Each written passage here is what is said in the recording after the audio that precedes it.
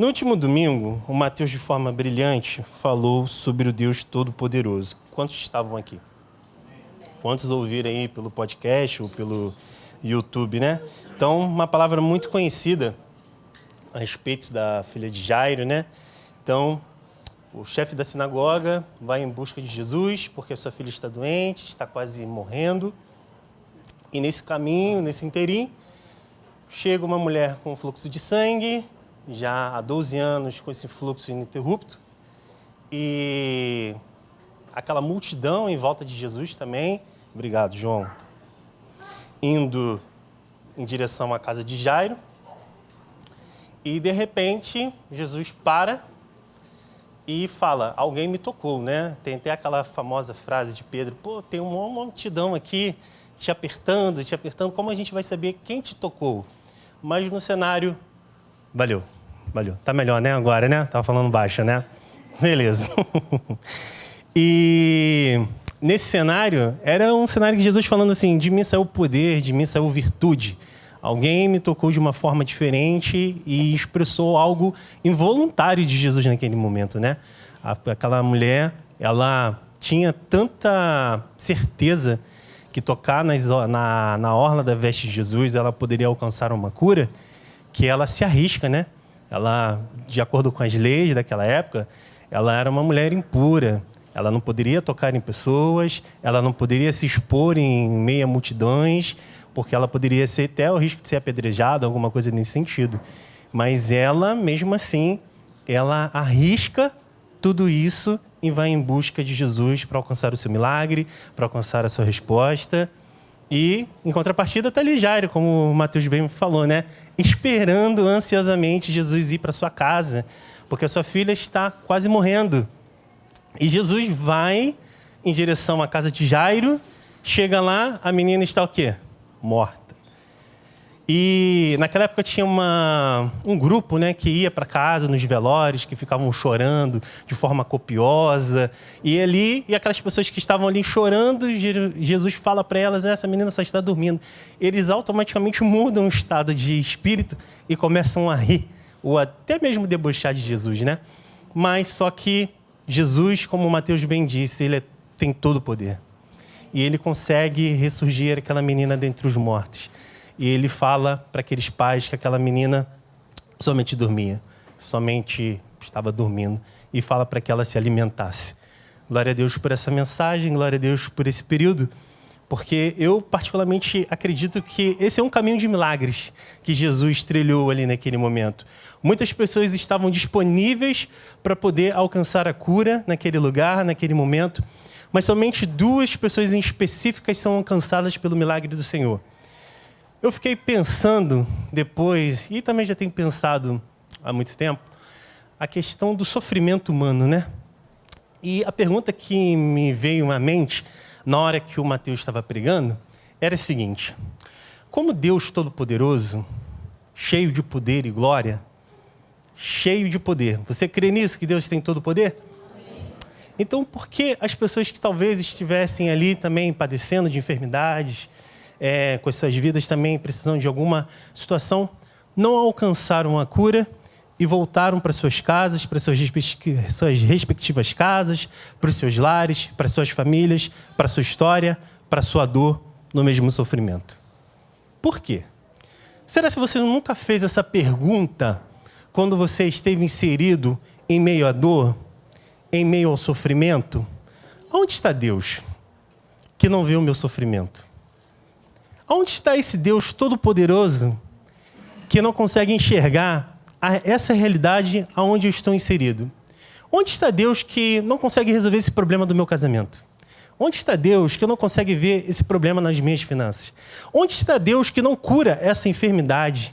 Onde está Deus que não muda a minha vida e me traz alegria em meio à depressão, ansiedade e todos esses tipos de doenças psicossomáticas que nós temos hoje em dia? Onde está Deus? Essa é a grande pergunta da humanidade.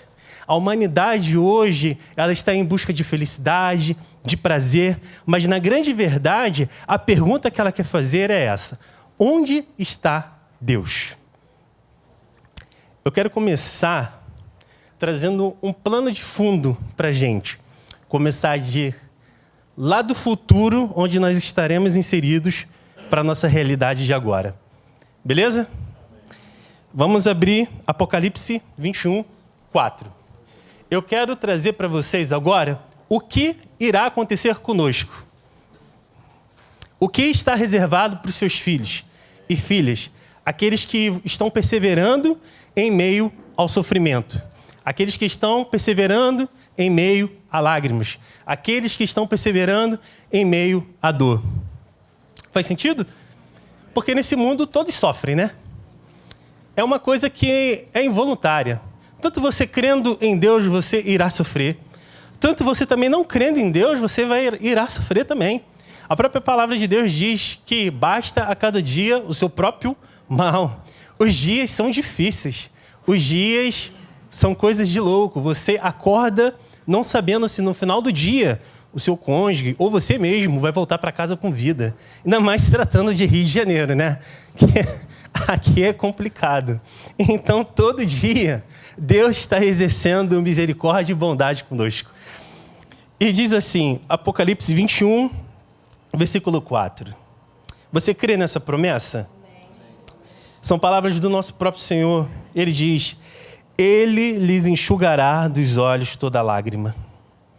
E não haverá mais morte, nem pranto, nem lamento, nem dor. Porque as primeiras coisas já se passaram. Amém. Imagine um lugar, Daniel já falou isso, quando a gente estava tratando aqui de escatologia, dos fins dos tempos. A gente, às vezes, tem a impressão que quando nós estivermos no reino milenar, ou na Nova Jerusalém, que vai ser trazida à terra, nós vamos ficar voando, que nem aqueles ursinhos puffs, né? Aquela harpa tocando, aquele local meio chato, né? Falando assim, né? Eu sei que a gente está falando do céu, do reino milenar, mas da maneira que a gente fala, parece um local sem graça, né? Mas, meu irmão, minha irmã, a gente vai ter muito trabalho. A gente vai ter uma terra para reconstruir. A gente vai ter uma série de situações que estão impregnadas pelo pecado para serem restauradas pelo poder de Deus. Jesus vai estar governando de Jerusalém. E nós estaremos provavelmente aqui em Duque de Caxias ou em outras cidades. E Ele vai contar conosco nesse tempo, nessa era, para que a gente possa restaurar todas as coisas que foram afligidas pelo pecado. A gente não vai ficar somente cultuando, glorificando a Deus, mas a gente vai ter muito trabalho para restaurar uma terra, entregar uma terra perfeita para que o próprio Deus ele possa vir e habitar conosco. Então, imagine o rio Pavuna, que é um rio que eu geralmente passo, sendo restaurado com peixes, águas cristalinas vindo. Imagine o fator de corrupção em nossa sociedade acabando, o índice de desenvolvimento humano, aquilo que traz uma separação grotesca entre as pessoas de poder aquisitivo, isso é acabando e todos sendo tratados de maneiras iguais, recebendo pão, alimento, moradia, casa, e ninguém se sentindo prejudicado de alguma forma pelo governo, porque esse reino será estabelecido com paz e justiça, e o próprio Senhor governará toda a terra com paz e justiça. Nós teremos uma dimensão clara e definitiva da glória de Deus. Ele brilhará, não teremos mais o sol, porque a sua luz vai irradiar sobre toda a terra.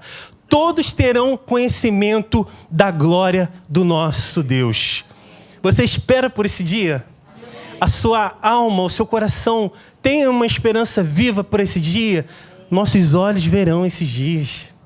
Nós estaremos inseridos nesse cenário. E por isso que eu quero começar de trás para frente para falar, meu irmão, minha irmã, por mais que você possa estar inserido numa situação de desespero, de dor, esse desespero, essa dor é momentâneo. Por mais que ao longo de anos possam parecer que não tenham saída, mas o que Deus está preparando para nós é algo eterno. É algo que não terá fim, é algo que não vai poder acabar. Será duradouro, será eterno, e o melhor disso tudo, nós veremos o nosso amado, face a face, o nosso Senhor estará conosco, e tudo ali valerá a pena. Então imagine um local onde a terra nunca mais abrirá uma cova para que um corpo seja enterrado.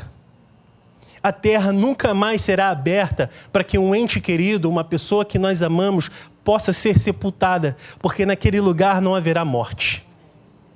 Imagine nunca mais chorar por tristeza, pela dor que amarga a sua alma, pela dor que você está inserida na sua casa, na sua família, por uma doença, enfim, pelo lá o que seja. Você nunca mais vai chorar, porque naquele lugar a felicidade, o gozo do nosso Senhor encherá os nossos corações, vai encher a nossa mente e nós não sentiremos mais dor nem lamento. Imagine você que às vezes você está tão inserido numa situação de dor, de desespero, que a única alternativa para você não é nem mais chorar, é gritar, é urrar para que alguém possa te responder, para que alguém possa te escutar. Naquele lugar, nunca mais você vai urrar ou vai se lamentar pela dor que você está inserido, porque realmente isso é uma verdade. Ele enxugará dos olhos todas as lágrimas. Não haverá mais dor, não haverá mais pranto, não haverá mais lamento. Você acredita nisso? É engraçado que nessa primeira parte, nós vemos uma característica de Deus. Eu acredito que nesse cenário onde nós vamos estar inseridos, por misericórdia e bondade, muitas vezes a gente pensa que Deus ele vai apagar, vai botar um reset na nossa mente e a gente não vai ter mais as percepções daquilo que nós vivemos aqui. Eu particularmente acredito que não. Eu acredito que nós teremos a percepção real e notória de tudo aquilo que nós vivemos aqui, de todas as dificuldades, de toda a dor, de todo o sofrimento, de tudo aquilo. Mas aquilo não causará dano ou dor em mim. Porque quando eu olhar nos olhos de Jesus e Ele falar para mim, vem, amados e benditos do meu Pai, entrai pelo lugar, pela porta.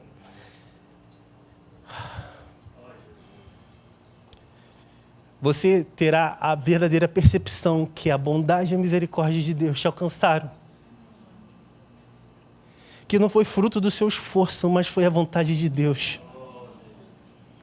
Em contrapartida, você verá a justiça de Deus sendo exercida, tirando a morte, tirando a dor, tirando o lamento.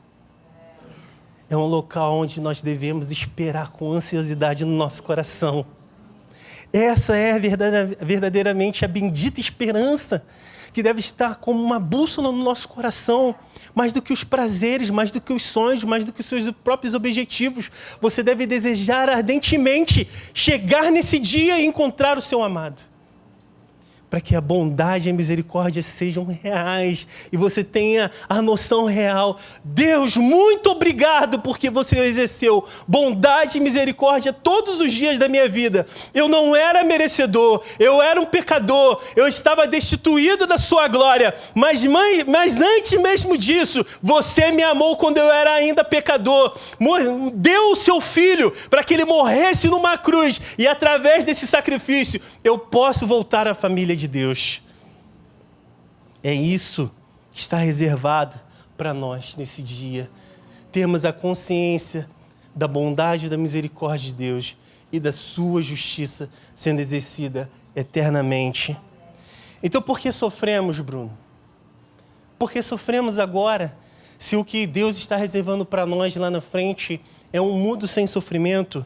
Romanos 3:23, abra, por favor.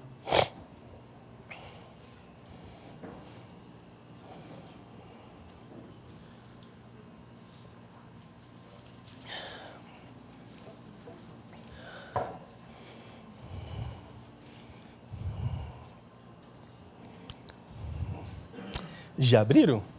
Posso ler? Porque todos pecaram e estão destituídos da glória de Deus. Esse é o problema do sofrimento no mundo, o pecado. O pecado causou uma ruptura entre o plano original que Deus nos deu no Éden através do primeiro Adão. Através da desobediência de Adão, o pecado se originou dentro do mundo, foi impregnado dentro do mundo. E a partir daquela desobediência, todos nós começamos a sofrer. Toda descendência após Adão está condenada ao sofrimento pela ordem natural. A partir do momento que Deus ele fala lá em Gênesis 3, do versículo 16 ao 19. Vamos abrir. Gênesis 3, do 16 ao 19.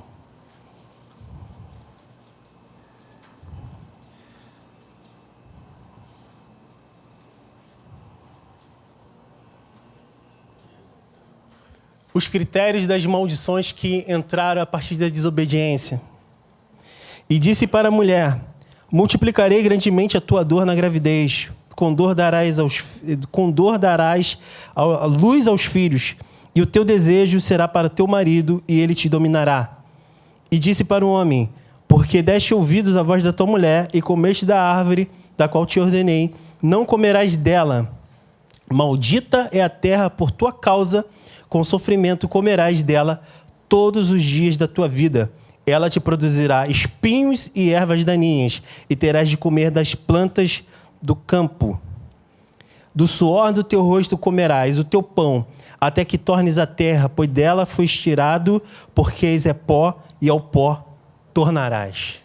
Então você vê a consequência do pecado sendo trazida no primeiro Adão e, consequentemente, sendo desencadeada para todas as gerações que viriam após Adão. Antigamente, a mulher dava à luz aos filhos, mas não sentia dores. Quantas são mulheres aqui já puderam parir o seu filho ou ter? Tem dor mesmo? Sim. Muita dor? Antigamente não tinha dor. O pecado ocasionou isso. Antigamente, o homem, ele trabalhava, ele cuidava do jardim do Éden, e daí ele tinha a sua proveniência dos seus recursos. Hoje, o homem, para ter os seus recursos dentro da casa, do seu suor, do seu esforço, do seu trabalho, do seu esmero, ele consegue trazer uma coisa que antes era providência de Deus sobre a vida de Adão, de Eva. Hoje, por causa do pecado, o homem tem que se esforçar para trazer esse alimento para sua casa, para sua família, e assim sucessivamente. Como o pecado afetou a ordem natural do mundo. E desde lá, o homem está sofrendo. Desde lá, o homem está padecendo. Desde lá, o homem está angustiado. Porque o homem, na sua característica, ele não foi criado para o sofrimento. Adão e Eva não foram criados para sofrerem. Eles estavam diante do Criador. A Bíblia relata que no entardecer, o próprio Deus estavam ali com eles, para saber das atividades que o próprio Deus já sabia, mas fazia questão de estar ali junto com aqueles duas pessoas, com aquele casal, para ouvir deles os seus detalhes, para ouvir deles as suas conversas. Imagine um diálogo do próprio Deus. É como um pai que sabe que a filha já fez alguma coisinha, mas a filha quer ali falar para o pai, e o pai dá toda a atenção para aquela filha. É mesmo? E achar... Era Deus ali, acho que no Éden. Deus já sabia de tudo que tinha acontecido, mas ele tinha prazer de estar ali com aquele casal, ouvindo tudo. Mas, por causa do pecado, isso é perdido. Por causa do pecado, essa relação entre Deus e o homem é quebrada. Por causa do pecado, houve essa maldade no mundo. Por isso que, de tempos para cá, a gente tem vindo uma degradação muito grande na nossa sociedade. As famílias sendo afetadas. Recentemente nós passamos por uma pandemia, onde infelizmente muitas pessoas acabaram morrendo. Fora a criminalidade onde nós estamos inseridos. Fora uma série de coisas que a tendência, infelizmente, ainda é piorar. O sofrimento, a maldade está sendo... Às vezes a gente tem a impressão que Deus está indiferente a tudo isso. Pelo índice da maldade está grande, gigantesco, e as coisas não tendendo ou parecendo a melhorar, a gente tem a impressão que Deus está indiferente. Lá na frente eu vou falar a respeito disso, mas eu já quero falar para você guardar seu coração. Deus não está indiferente a nada disso. Deus não perdeu as rédeas. Deus continua ainda soberano. Sobre tudo, sobre todos. Por mais que esse plano de fundo traga desgraça, mas nós veremos o que o nosso Deus pode fazer. Talvez a nossa realidade queria um fator imediato, mas Deus está construindo para nós um fator eterno, perfeito, bom, agradável. E nós não reclamaremos quando virmos o que o Senhor está fazendo para nós, o que Ele está preparando para nós. Mas embora agora estamos sofrendo, estamos padecendo. E acho que o pior sofrimento que o homem teve nesse fator da desobediência é do versículo, capítulo 3, do versículo 8 ao 9. Capítulo 3 de Gênesis ainda, o versículo 8 ao 9. Para mim, particularmente, esse é o fator da desgraça do mundo. Esse, para mim, é o fator do homem estar padecendo continuamente ao longo desses séculos. Ao ouvirem a voz do Senhor Deus, que andava pelo jardim no final da tarde, o homem e sua mulher esconderam-se da presença do Senhor Deus entre as árvores do jardim. Mas o Senhor Deus chamou o homem, perguntando: onde estás? O homem, por causa do pecado, ele se envergonha da sua condição. E ele se afasta do local que jamais poderia se afastar. Do local da presença de Deus. Do local onde ele estava estabelecido para ter relacionamento com Deus. Por causa do pecado, ele se afasta desse lugar. E o próprio Deus chega para ele e fala: onde você está?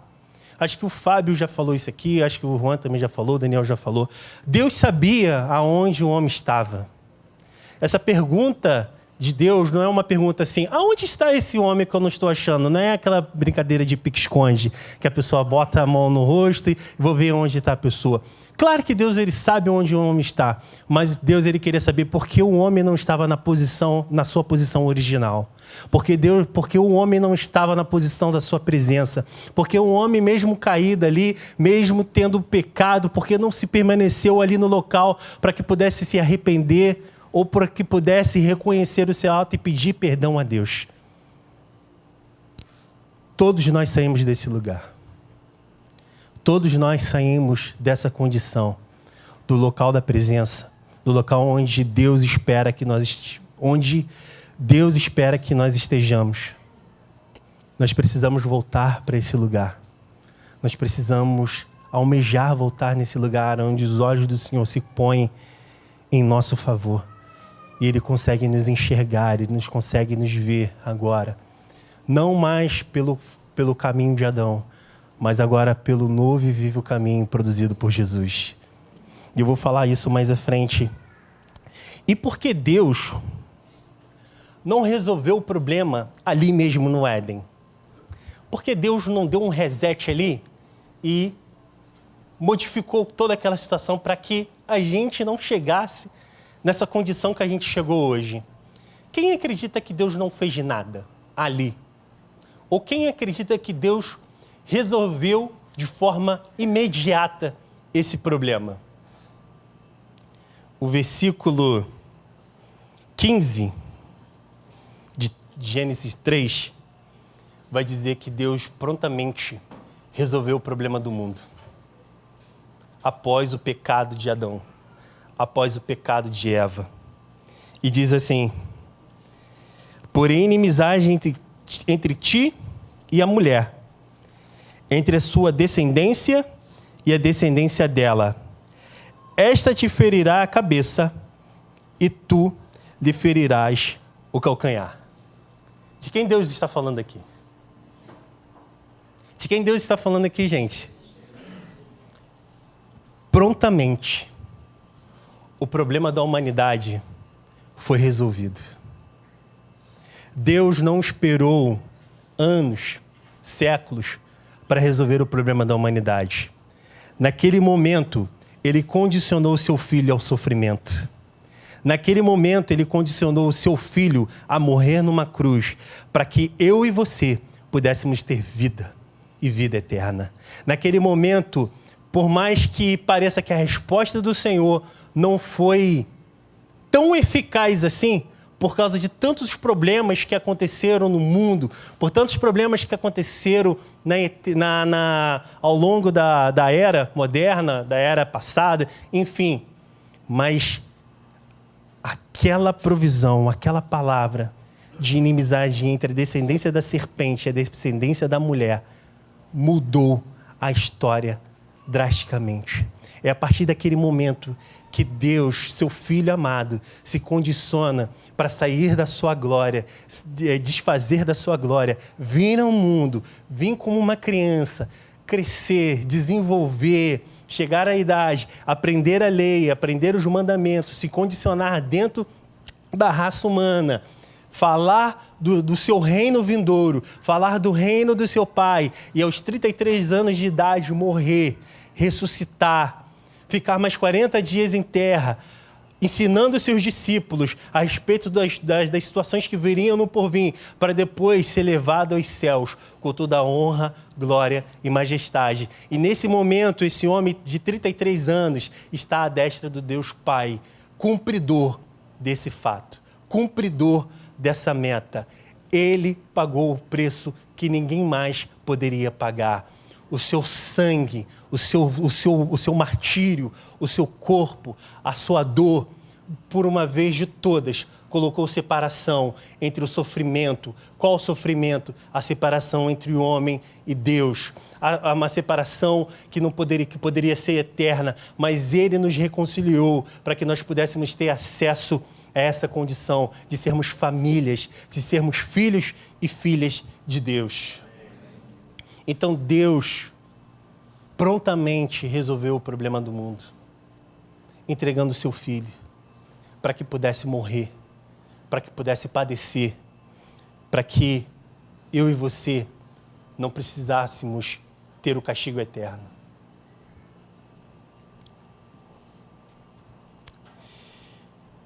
Mas se Deus não poupou o seu próprio filho do sofrimento, Ele irá me poupar do sofrimento?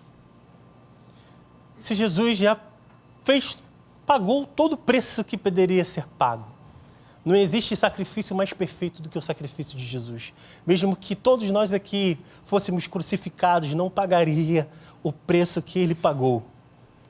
Eu ainda preciso sofrer? Eu ainda preciso padecer nesse mundo? Eu ainda preciso passar por circunstâncias difíceis na minha vida? Sim. O próprio Jesus, Ele fala isso para quem quer segui-lo. Em Marcos 8, versículo 34, se você puder abrir, por favor, Ele vai dizer assim: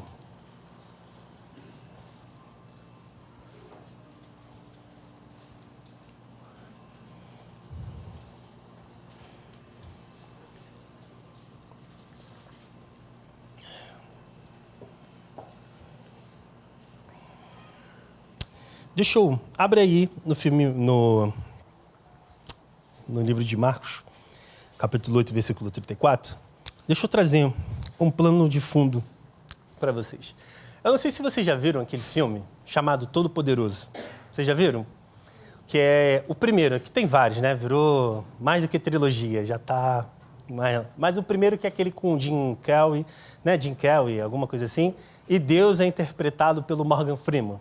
Vocês se lembram? Qual é a temática do filme? O Jim Carrey ali, né, tá passando por alguns problemas na vida dele, e ele fica reclamando de Deus, né? Onde está Deus? Por que Deus não resolve meus problemas? Por que Deus não faz aquilo? Por que Deus não faz aquilo? E, de repente, ele tem um encontro com Deus. E Deus fala assim para ele: você quer trocar de lugar? Você quer virar Deus por um dia? Você quer ficar na minha condição aqui para você ver como que é a minha situação? Ah, eu vou e fico no seu lugar, eu vou fazer melhor do que você. E ele troca com Deus, ele tem a capacidade de trocar com Deus.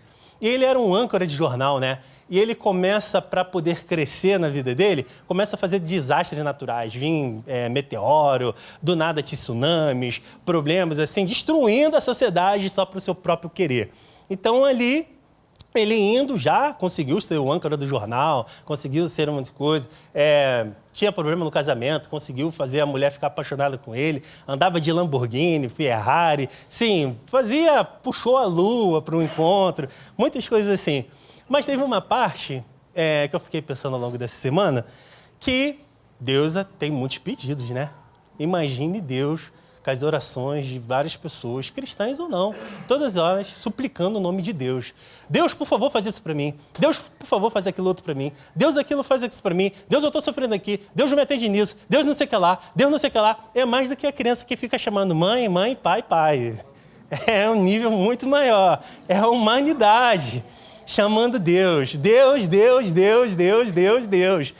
E ele se cansa disso, né? Ele tenta botar por e-mail os pedidos e a caixa de e-mail fica lotada. Aí depois ele tenta botar por post-it, né, aqueles papelzinhos, e a casa dele é tomada, a terra ele fica tomada. E ele tem a brilhante ideia, vou dizer sim para tudo. E ele coloca sim para tudo. O que acontece com o mundo? O mundo colapsa. O mundo é destruído. O mundo acaba. E, de repente, ele se desespera e ele fala por Morgan Freeman, pelo amor de Deus, volta. Aí ele falou, mas você não queria ser Deus? É isso que muitas vezes a gente quer ser Deus na nossa vida. E a gente acha que os nossos desejos são melhores que a vontade de Deus. Talvez os sofrimentos que a gente está passando agora, por isso que eu quis voltar antes de entrar nesse ponto. É uma questão de responsabilidade humana. Tem coisa que você está sofrendo que você mesmo provocou para a sua vida. Não foi coisa de Deus para você. Foi coisa do pecado. Foi questão sua de desobediência. Foi questão sua de quebrar princípios. Foi questão sua de não ter caráter. Foi questão sua, não de Deus. E se Deus, muitas vezes, atender o nosso pedido, a nossa súplica, o nosso desejo, a gente vai se destruir. Porque a gente não sabe pedir coisas boas. Se a gente estivesse diante de Deus no Éden, a gente jamais pediria para que Jesus morresse numa cruz. Não ia passar na nossa mente o pedido de pedir para que Jesus morresse. Ninguém aqui nessa sala pediria para que Jesus morresse. Pediria para que fosse rico. Pediria que pudesse ser curado. Pediria para que tivesse um Instagram de 2 milhões de pessoas, 5 milhões de pessoas. Ninguém aqui pediria para Jesus morrer. Ninguém ia entregar Jesus numa cruz. Por isso que Deus fez o que deveria ser feito. Entregou seu filho para morrer. Porque Ele sabe que nós não sabemos pedir. Porque Ele não sabe o que é melhor. Porque a gente não tem a capacidade de saber o que é melhor para a gente. Ele sabe. Por isso que Ele é soberano. Por isso que Ele é conhecedor do bem e do mal. Por isso que Ele é todo poderoso. Porque o meu pensamento, a minha vontade, por mais perfeita e benéfica que possa ser, não se compara com a vontade que Deus tem para mim. Tem sofrimento aí na sua vida? Tem, está todo mundo sofrendo. Mas tem coisa que você provocou. E o que você precisa fazer é se arrepender, é confessar pecado, é chegar para o seu líder, para o seu grupo, para o seu pastor, procura lá o Daniel, Juan e os demais, confessa pecado. Fala da sua vida, porque aí você pode alcançar paz, shalom. Está perturbado, está perturbada por responsabilização humana. Porque você pensou que você poderia viver a sua vida sem Deus. E você não pode, porque você vai se destruir. Amém? Foi pesado, né? Vamos voltar aqui. Marcos 8:34. Mas Jesus é mais pesado do que eu.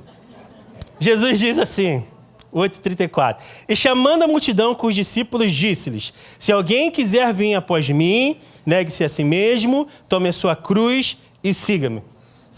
Quem aqui é um seguidor de Jesus? Amém? Levanta a mão, gente, me ajuda aí. Já estou acabando já. Quem aqui é um seguidor de Jesus? Desse lado aqui eu não estou vendo, não tem seguidor de Jesus aqui. Tem. Tem. Então, a primeira coisa para seguir Jesus é negar a sua vontade.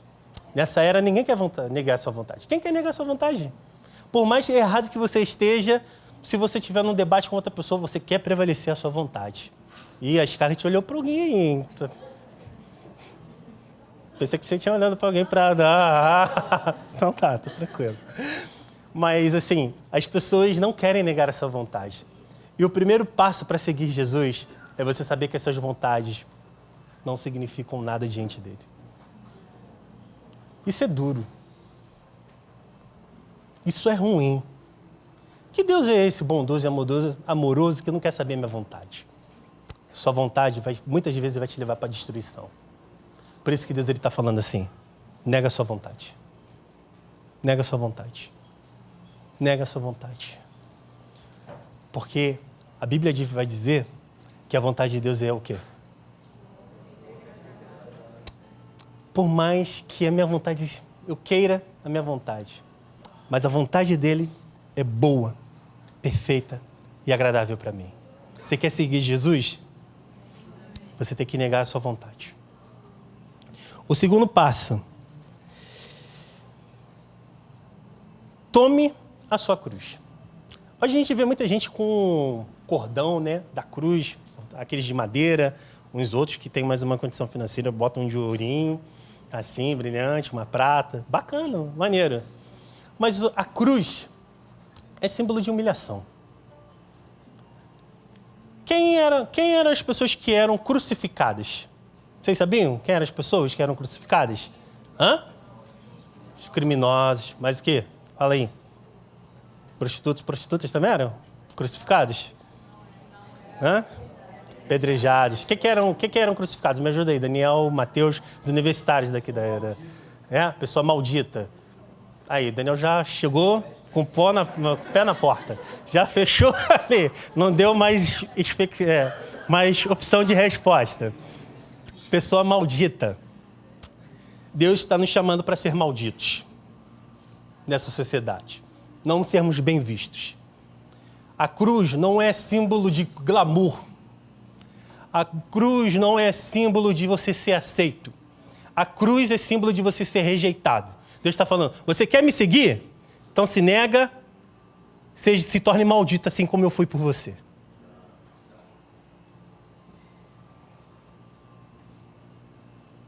Mas em contrapartida, na época que a gente vive, a gente fala, não, você tem que ser aceito, não, que isso? Não.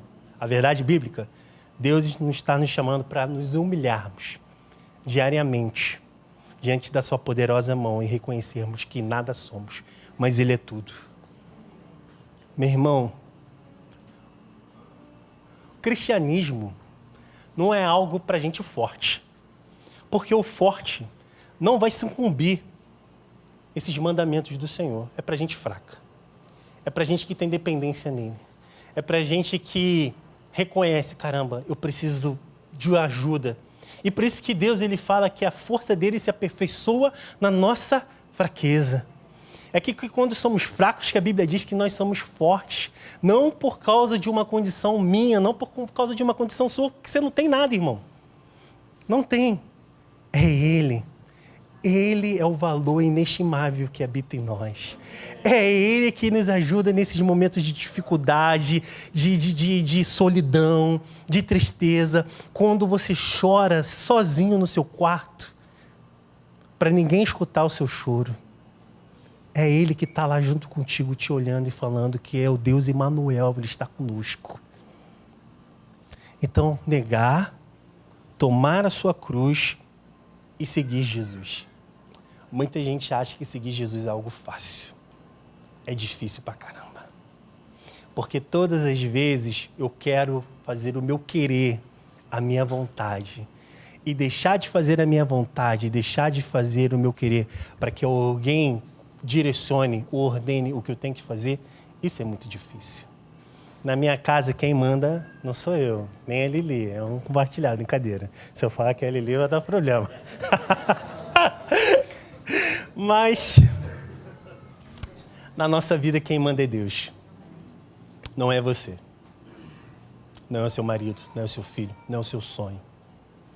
Você está disposto a perder seus sonhos? A perder seus objetivos? A perder as suas metas?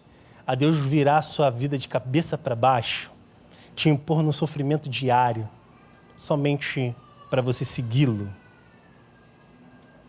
Se a gente for olhar o Novo Testamento, a gente vai ver que a maioria dos homens sofreram muito por amor à causa do Evangelho. Esse cristianismo triunfalista não existe na realidade. Deus está nos convidando ao sofrimento. Assim como seu filho foi convidado ao sofrimento. Mas para quê? Para quê? Para que eu tenho que sofrer?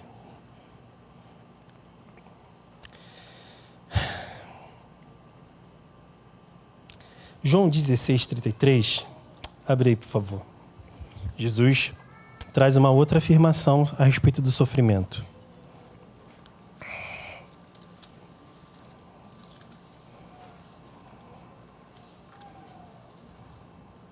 João 16, versículo 33.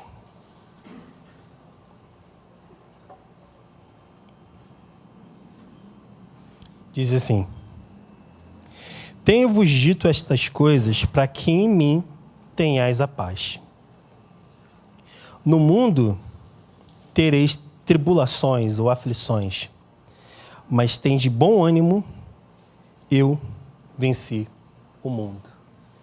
Jesus, nesse versículo, ele está junto com os seus discípulos antecedendo o período da sua crucificação. Ele está falando para os seus discípulos, olha, vão acontecer coisas difíceis, vão acontecer situações complicadas. Se você ler o capítulo 16, você vai entender o que eu estou falando aqui agora. E Jesus está falando para ele, o caldo vai entornar.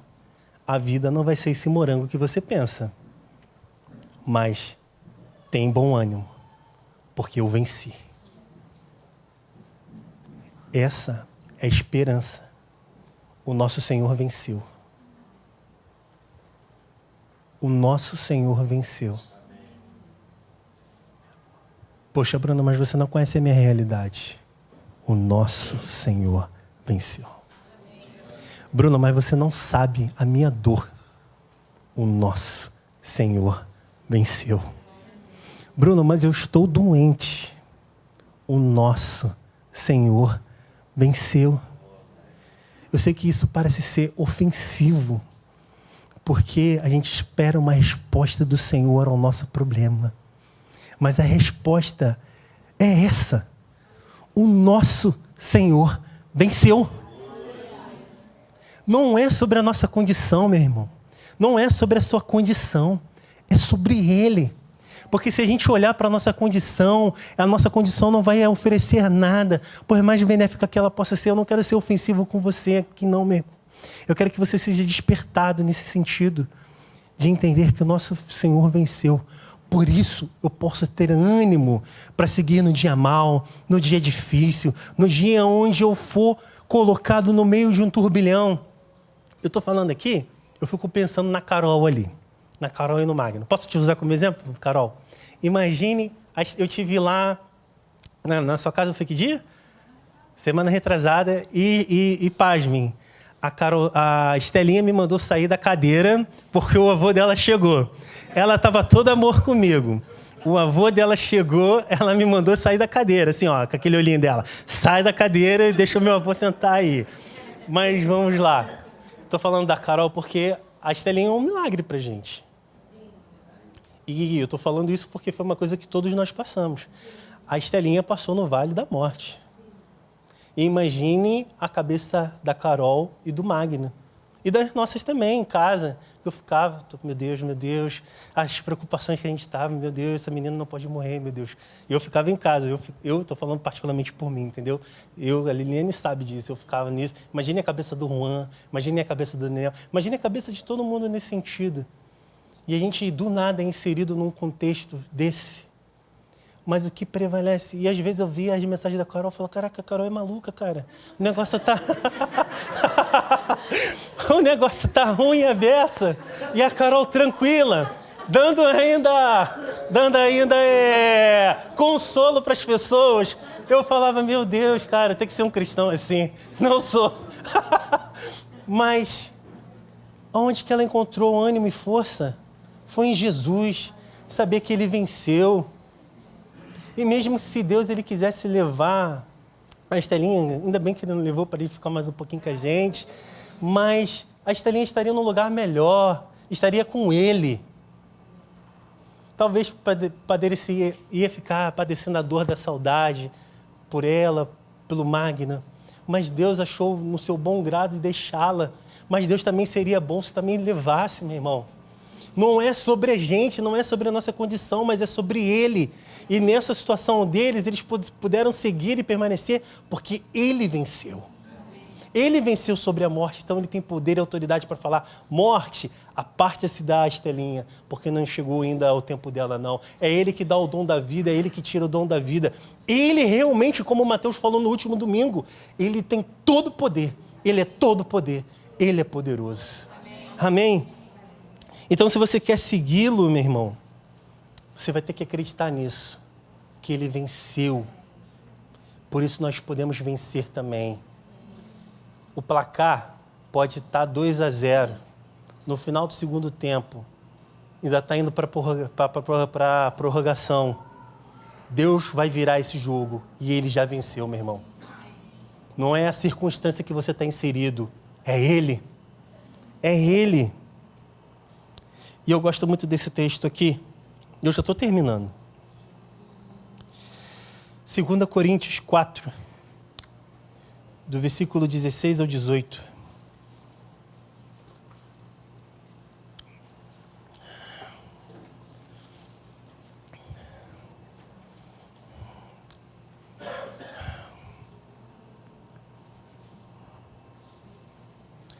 Porque Ele venceu. Ele venceu? Ele venceu. Então, olha o que é falado aqui em 2 Coríntios 4, do versículo 16 ao 18. Esse capítulo é lindo. Só não vou lê-lo aqui por causa do tempo. Mas depois você lê em casa. Lê quando você estiver na sua situação difícil, que você pensar em desanimar, aí você se lembra que Ele venceu. E Ele fala que as nossas leves e momentâneas tribulações, isso tem um fim. Isso vai acabar, isso vai cessar. Isso não será eterno. A Bíblia diz que isso está produzindo em nós um peso de glória.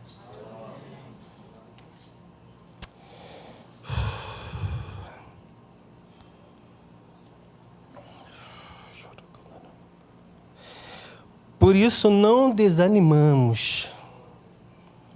Ainda que o nosso exterior esteja se desgastando, o nosso interior está sendo renovado todos os dias. Pois nossa tribulação leve e passageira produz para nós uma glória incomparável de valor eterno. Pois não fixamos o olhar nas coisas visíveis, mas naquelas que não se veem. Pois as visíveis são temporais, ao passo que as que não se veem são eternas. Você está olhando para a sua dificuldade. Não estou falando que isso é irreal. Não estou falando que isso é uma coisa utópica. Isso existe. Você está passando. A dor que você está sentindo, somente você e Deus conseguem imaginar. Eu não vou conseguir dar as respostas que você precisa para a sua dor. Mas Deus está falando que esse é um período leve e momentâneo. Eu fico pensando que talvez uma família que teve alguém enfermo e durante o curso da sua vida todinha, essa pessoa enferma não foi curada. E ela chega no reino milenar com o corpo glorificado. E aquela família ali, ela consegue olhar e ver a bondade e a misericórdia de Deus. Percebendo que aquela dor, ou aquela deficiência, ou aquela anomalia, não durou para sempre. Que as palavras deles foram fiéis e verdadeiras. E você pode olhar para o seu filho, para a sua filha, para o seu pai, para a sua mãe, para quem lá que seja. E naquele dia essa pessoa falar, valeu a pena.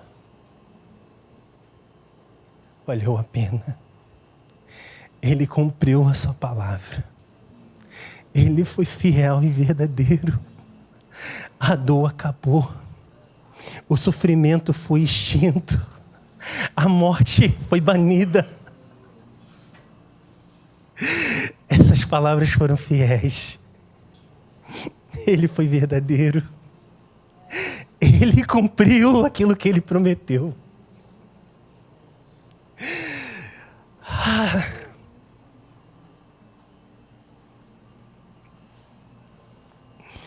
É leve e momentâneo, meu irmão, minha irmã, isso que você está passando. Bruno, mas eu estou vivendo isso. Confie em Deus. Confie em Deus. Ele está produzindo um peso de glória. Ele está produzindo um peso de glória.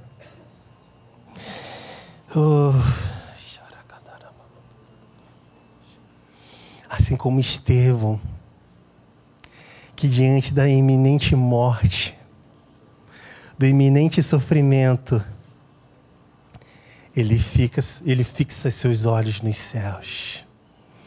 Ele vê Jesus à destra de Deus.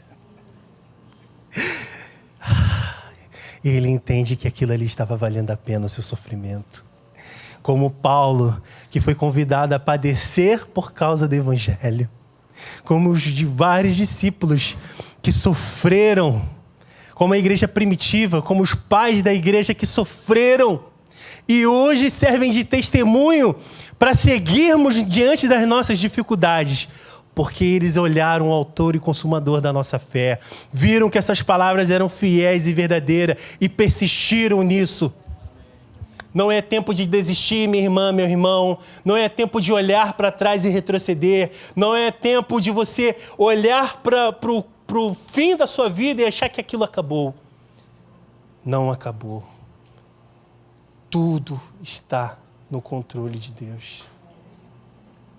Bruno, aonde está Deus nisso tudo?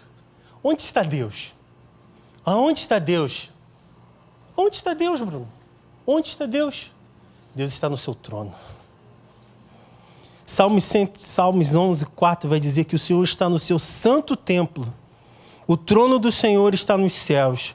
Seus olhos estão atentos e as suas pálpebras examinam os filhos dos homens. Deus está no seu esplendor da sua glória.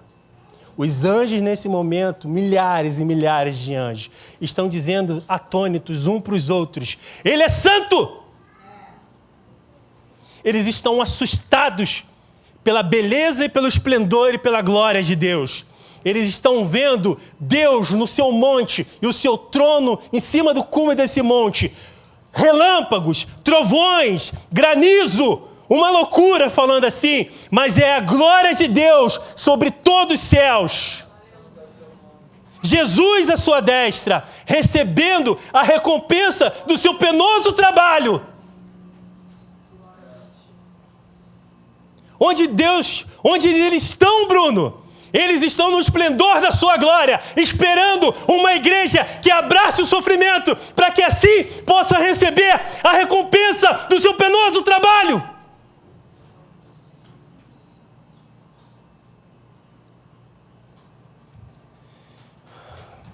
Salmos 103:19 diz: O Senhor estabeleceu o seu trono nos céus e o seu reino domina sobre tudo. O caos no mundo não se compara com a soberania de Deus. No momento certo, Deus vai resolver o problema do mundo e tudo fará sentido. Por mais que você espere uma resposta imediata de Deus nesse momento, Deus está resolvendo um problema eterno. Por mais que você espere que Deus pudesse resolver o seu problema, por causa do egoísmo do seu coração, por causa do orgulho do seu coração, por causa da prepotência do nosso coração, a gente acha que Deus tem que resolver agora. Deus não é obrigado a nada. Deus está no seu trono, cheio de glórias, cheio de majestade. Rindo, debochando, caçoando das pessoas que pensam que ele perdeu o domínio sobre tudo e sobre todos. A Bíblia fala que Jesus, com sopro, ele vai vencer.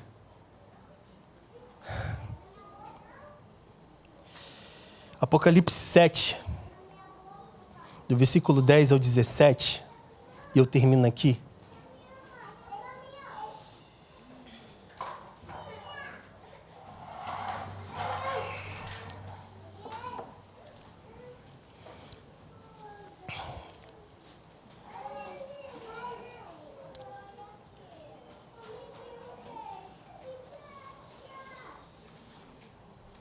Obrigado, hein?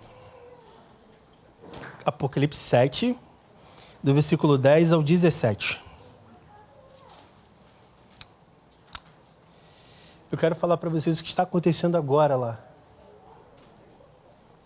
Da visão que João teve. João estava no sofrimento na ilha de Patmos, no exílio, preso. Mas o que leva homens, em meio ao sofrimento, fixarem os seus olhos no Senhor. Esse é o segredo. Em meio ao nosso sofrimento, fixar os nossos olhos nas dinâmicas do seu trono.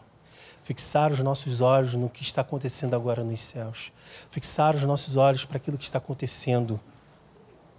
E como que a gente pode fazer isso? Pelo novo e vivo caminho.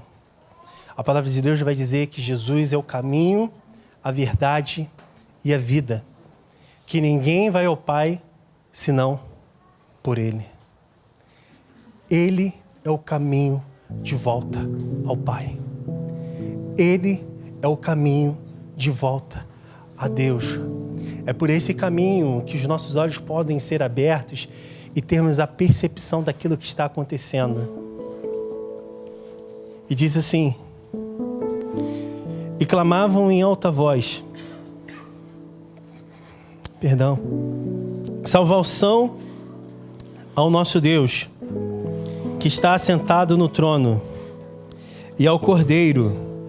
Todos os anjos que estavam em pé ao redor do trono, dos anciões e dos 4 seres viventes, prostraram-se diante do trono, com o rosto em terra, e adoraram a Deus, dizendo: Amém, louvor, glória, sabedoria, ações de graça, honra, poder e força, sejam ao nosso Deus pelos séculos dos séculos. Amém. Então um dos anciãos me perguntou: quem são e de onde vieram estes que estão vestidos com túnicas brancas? Eu lhe respondi: meu Senhor, tu sabes. Ele me disse: estes são os que vêm da grande tribulação e lavaram suas túnicas e as branquearam no sangue do Cordeiro. Por isso estão diante do trono de Deus e o servem de dia e de noite no seu santuário. E aquele que está sentado no seu trono estenderá o seu tabernáculo sobre eles. Nunca mais terão fome, nem sede, nem cairá sobre eles o sol, nem calor algum, porque o Cordeiro que está no meio, diante do trono, os apacentará e os conduzirá às fontes das águas da vida. E Deus lhe enxugará dos olhos toda lágrima. Essas palavras são fiéis e verdadeiras e dão testemunho.